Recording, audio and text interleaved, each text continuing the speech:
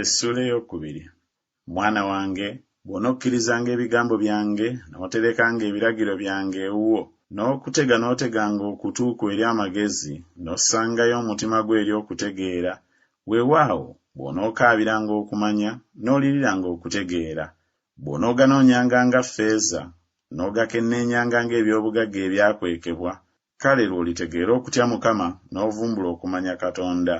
Kubanga Mukama awa amagezi, mu kamwa ke mwe mufuluma okumanya n'okutegeera. Aterekera abagolokofu amagezi amatuufu, aba ngabo eri abo abatambulira mu butayonoona. Alyoke akuuma amakubo ag'omusango era awonye okutambula kw'abatukuvu be. Kale lw'olitegeera obutuukirivu n'omusango n'eby'ensonga, weewaawo buli kkubo eddungi. Kubanga amagezi ganaayingiranga mu mutima gwo, n'okumanya kunaawoomeranga emmeeme yo.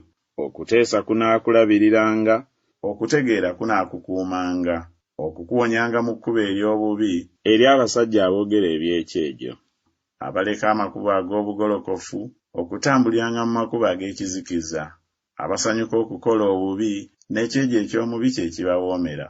Amakubo gaabwe makyamukyamu n'okugenda kwabwe kwenyoolanyola, okukuwonyanga eri omukazi omugenyi, eri omugenyi anyumiriza n'ebigambo bye, aleke omukwano ogw'omu buto bwe neerabira endagaano ya Katonda we, kubanga ennyumba ye etwala mu kufa n'amakubo ge eri abafu.